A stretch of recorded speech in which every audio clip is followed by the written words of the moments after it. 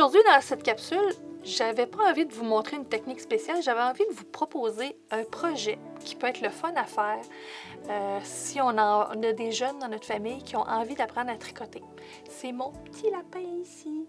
C'est le petit projet que je fais souvent. Des fois, je vais dans les écoles ou des choses comme ça, ou même des fois directement à la boutique quand il y a des jeunes qui ont envie de tricoter. C'est un projet super simple, tout mignon, qui se fait quand même assez rapidement, puis les enfants adorent en général.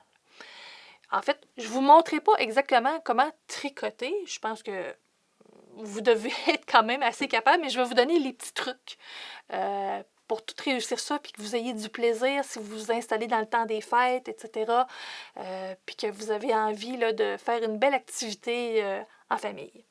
Fait que, tout d'abord, pour faire mon petit lapin, c'est rien de bien compliqué. Moi, j'aime bien utiliser le coton, mon petit coton sode. J'ai des couleurs, j'ai des dizaines de couleurs dans cette étape-là. J'aime aussi mes petites aiguilles, c'est des 4,5 mm, des petites aiguilles en bois, 9 pouces. C'est suffisant, c'est pas trop pesant, c'est pas trop glissant non plus. Pour les jeunes qui échappent leur maille, des fois, c'est pas toujours l'idéal. En fait, l'idée, c'est de faire tricoter un carré au point mousse, autrement dit, tout à l'endroit. Un carré bien simple, moi je fais monter 25 mailles. C'est à peu près juste la bonne grandeur que ça fait sur des broches 4,5 mm. C'est pas trop long à faire comme rang, puis ça fait quand même une grosseur de lapin qui a de l'allure. Les suggestions que j'ai à vous faire, en fait, le rang de montage, ben, vous connaissez toujours l'enfant avec qui vous allez faire le projet. Mais moi, en fait, le montage, je le fais moi-même. Même le premier rang, je vais le faire moi-même. Ça donne déjà un peu plus de structure au tricot pour montrer vraiment à tricoter des mailles. C'est beaucoup plus facile parce qu'il faut que ça soit dans le plaisir tout le temps. Fait que c'est pour ça que je conseille vraiment de faire tout de suite le montage et le premier rang avant de commencer. Fait que là, vous voyez, j'ai mon tricot, mon carré qui est tout tricoté. Ensuite, on tricote tout à l'endroit. Vous montrez à faire des mailles à l'endroit. On tourne notre tricot jusqu'à temps que ça donne un carré. Une façon de savoir si on a un carré, c'est vraiment, bon, mettons qu'il est encore sur mon aiguille. Un carré, ben, tous les côtés sont égaux. Alors, si je le plie en triangle, puis que ça arrive des côtés égaux, ben, on a un carré. Alors, une fois que mon carré est fait, puis qu'on a rentré les fils, évidemment, là, le fun commence. Là, à ce moment-là, ce que je fais, c'est que je le plie en deux. Puis je m'en vais chercher, en fait, je m'en vais pointer où est-ce que mon milieu est. Fait que là, souvent, tout ce que je fais, c'est que je pointe mon aiguille un petit peu dans le milieu comme ça. Hop! Fait que là, ce rang-là ici, c'est mon rang du milieu. Alors, je me prends une certaine longueur de fil, du même fil que j'ai tricoté mon lapin. Je coupe. J'affile sur une aiguille à laine. En fait, là, les aiguilles habituelles là, avec lesquelles on rentre nos fils dans nos tricots. Et là, le plaisir, ça, c'est les enfants sont parfaitement capables de le faire. Là. Moi, je le fais faire aux enfants. On va aller ici doucement. Ça, c'est mon rang. Je vais prendre justement chacune des... Ça fait comme une petite bulle, en fait. Comme ça ici. Je vais prendre tout le rang, puis je vais glisser mon fil à travers comme ça ici. Hop. Je sais pas, on va me laisser un petit peu de lousse. De bas vers le haut, dans chacune des petites bulles qui se suivent. Puis si on se trompe, puis on ramasse une à côté, ou on en oublie une, c'est pas vraiment grave, là. Ça détruira pas la beauté du lapin. Il va quand même être beau, là. Faut pas se stresser avec ça. Faut vraiment être dans le plaisir. Parce que quand on n'a pas de plaisir, on continue pas. On abandonne facilement. Puis, on y va. Comme ça ici. Fait que là, j'y vais sur tout mon rang.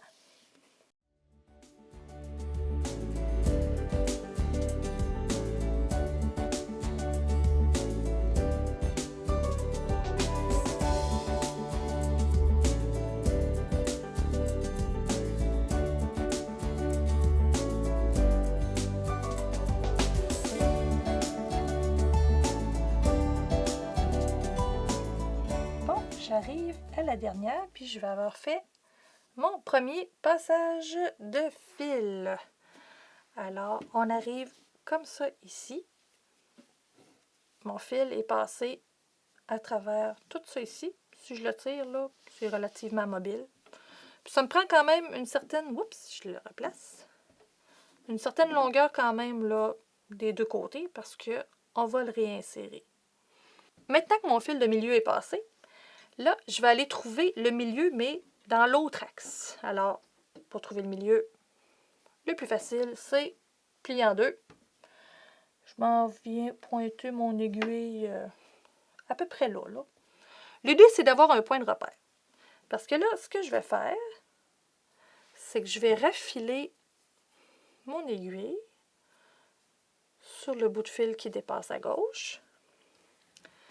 Puis là, on va le faire glisser vraiment dans les petites loupes, là, à peu près en ligne droite. Là, on le glisse dans le point mousse. On fait une ligne imaginaire entre notre point milieu que la pointe de mon aiguille pointe, puis ici, le bord ici. Il faut vraiment que ça fasse comme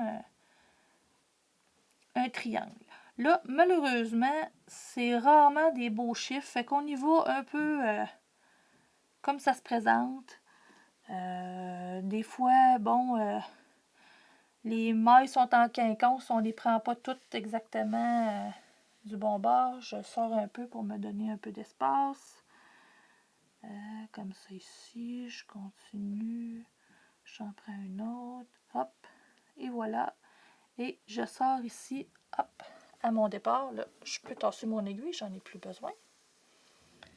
Et là, j'ai tassé, hop, je peux désaffiler. Je fais exactement la même opération de l'autre côté à droite. J'affile mon fil sur mon aiguille. Ça aussi, c'est une opération que vous pouvez aider des enfants. En fait, souvent, les chats des aiguilles sont très, très gros. Alors, c'est plus simple un peu. Je vais le tourner un peu pour ma patte gauche. Encore la même chose, je fais une ligne imaginaire entre le point où est-ce que mon premier fil est sorti, puis ici, à mon départ, puis j'enfile encore à travers les mailles. Puis justement, parlant de ma patte gauche, moi je suis gauchère, mais je tricote comme une droitière. Et c'est ce que je vous conseille à enseigner si vous enseignez à des enfants qui sont gauchers. Enseignez-leur quand même à tricoter du côté droit parce que c'est toujours plus facile après ça, peu importe le tricot qu'ils vont faire, il y a toujours quelqu'un qui va être capable de les aider. Tandis que si vous allez à gauche, il n'y a pas grand monde qui est capable de reprendre le tricot à gauche puis de les aider. En fait, moi-même, je ne serais pas capable. Ça fait que c'est toujours une bonne idée. Là. On reste à droite pour ça. On va toujours trouver le moyen de combiner notre mouvement pour favoriser notre main gauche. Fait que là, j'ai mon départ de lapin. Mon fil passe ici au milieu, puis ici en diagonale pour faire la tête. Et c'est là que la magie opère. Je prends un petit peu de bourre, rien de bien compliqué. Là, c'est un oreiller acheté pas cher dans une grande surface. Je le mets, je me fais une petite boule directement dans le triangle qu'on a décidé. Et là, la magie opère. Je tire sur mes fils. Ha! On peut tirer fort. De toute façon, justement, du bon fil de coton comme ça, c'est fort. Et voilà, j'ai déjà une belle base pour mon petit lapin. Hi. Fait que c'est vraiment le centre du triangle devient la tête. Puis les deux petits triangles de côté, ça devient des oreilles. Je tire comme il faut. Je fais même carrément un nœud pour sécuriser tout ça. Puis en faisant mon nœud, je vais vraiment le serrer comme il faut. Hop, et voilà. Bon, prochaine étape, le corps. Ensuite, idéalement, bon, là, ce qu'on va faire, c'est que là, on a la tête ici. Il y a un petit gap, là, mais ça va se boucher tout seul en faisant la couture. L'idée, c'est qu'on va coudre ici, les deux moitiés ici, pour faire le corps comme on a juste ici, tout simplement. Puis ça encore là, c'est de la couture au point mousse. C'est vraiment pas difficile. On choisit un des deux fils. Le deuxième, on va le cacher dans le corps, ça paraîtra même pas. Fait que habituellement, je choisis le plus long, mais là, ils sont relativement égales. Mais s'il y en a un des deux qui est le plus long, ben, c'est toujours l'idéal à prendre. Fait que là, j'y vais. La première étape, des fois, vous pouvez peut-être le faire à la place de l'enfant, puis en même temps, ben, ça lui montre comment ça fonctionne. Parce que là, c'est vrai que ça a besoin d'être bien serré. Fait que là, on y va vraiment là, au niveau de la base, ici, où est-ce que si mes cordes arrivent, je viens prendre une loupe d'un côté. Hop, mon petit fil. Ah, je comprends. Comme ça ici, je viens serrer comme il faut d'un côté. Je viens serrer de l'autre côté ici.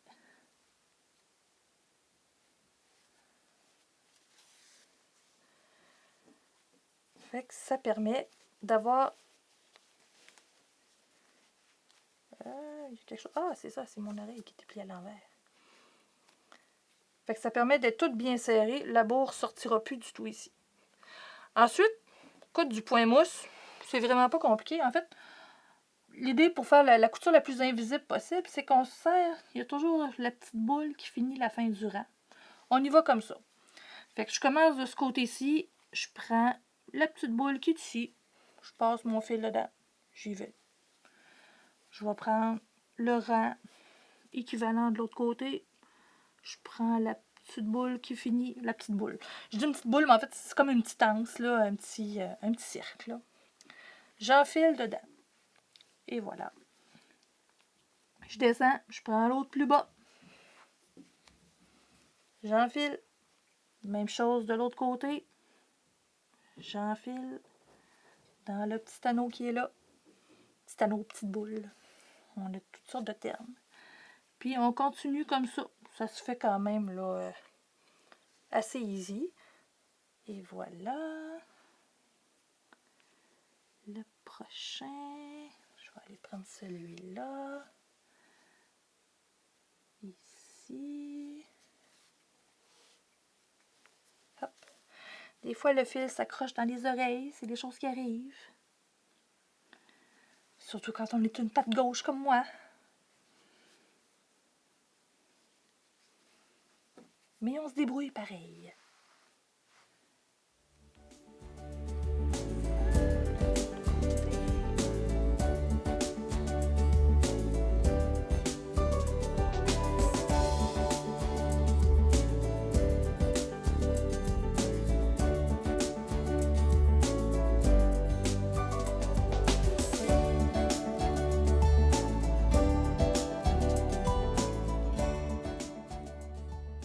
Habituellement, c'est pas une étape avec laquelle les enfants ont de la difficulté. Des fois, c'est parce que les tricots sont pas toujours parfaitement égaux, mais même si on n'arrive pas ici, là, puis qu'il y a un petit décalage, là, c'est pas grave, on est capable de tricher ça. De toute façon, en tant que tricoteuse, là, on a quand même un petit peu d'expérience. Là, on arrange ça, on garde ça dans le plaisir.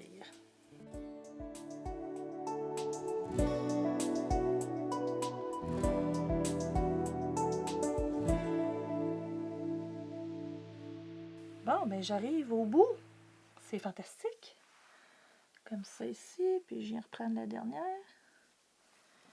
Fait que juste ces petites coutures-là, j'ai pas besoin de tirer très fort. Ça donne presque quelque chose d'invisible. C'est presque comme si mon point mousse là, avait continué sur le dos. Ensuite, là, bon, mon deuxième fil, j'en ai pas besoin. Je peux le rentrer dedans. Comme ça ici. Et voilà. Ensuite, ben, il faut y fermer les fesses. Fait que là, ce qu'on fait, c'est qu'on va venir chercher les mailles comme ça ici, nos mailles ici de montage. On enfile... oups, je ne l'ai pas fait du bon côté. Je savais, je me fais tout le temps prendre. On fait les enfiler. Je les enfile vraiment pour que ça coule bien, là. Fait que dans ce sens-là, c'est vraiment... Ça coule vers le flot comme ça ici. Fait que j'enfile ça, hop, comme ça ici. On n'est pas obligé de toutes les prendre. Moi, souvent, je vais en prendre une sur deux. là, ici, l'autre maille comme ça ici. Et comme ça, c'est fluide. Quand on va serrer ensuite, ça va aller tout seul. Comme ça ici. Bon, j'en prends une autre là. Puis, s'il y en échappe, quelque chose comme ça, l'important, c'est que ça se tienne.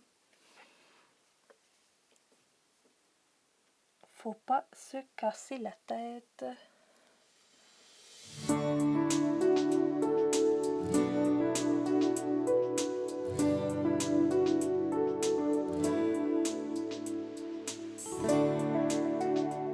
Et voilà, là j'ai fait le tour avec mon fil. Là, oh, je n'ai peut-être pris beaucoup, hein. En fait, on y va, si on le veut bien, je vais le tasser ici en attendant. Si on le veut bien dur ou pas, on y va à notre contenance. De toute façon, ça se défait, ces petites choses-là. Fait que, on rembourre le corps de notre petit lapin. Moi, je pense que j'ai bien fait de pas tout mettre ça. Ça a été pas mal fort. Fait que là, comme ça ici, hop, tiens, je pense qu'il y a une belle consistance comme ça, là. Ça va bien aller. Fait que, hop, magie, on tire sur le fil. Puis comme je suis allée vraiment dans des mailles, là, qui se suivaient, puis ça ferme tout seul, comme ça ici. Fait que là, après ça, ben là, pour rire avec les enfants, je dis toujours qu'on lui ferme les fesses, pour être sûr qu'il n'y a rien qui sort par les fesses, pas des gros pets, des petits pets blancs qui sortent. Puis là, ben, on vient juste repasser le fil, là, à travers les petites mailles de la fin, là, juste pour être sûr qu'on sécurise comme il faut. Puis une fois qu'on a passé quelques fois là, on plante ça dans le derrière. Puis, hop, on le fait passer à travers la bourre. Ça demande un petit peu de force quand même. Puis on fait ressortir notre aiguille à un moment donné quelque part. On fait sortir l'aiguille. En fait, je veux vraiment juste planter dans le derrière. Ben oui, dans le derrière. Ça fait toujours rire les enfants. Puis, je la fais ressortir. Bon, là, ma bourre ne veut pas coopérer. Là. Mon aiguille, c'est vrai qu'elle n'est pas très pointue. Puis, je passe à travers, comme ça. Hop. Je le tire un peu. Je coupe l'excédent.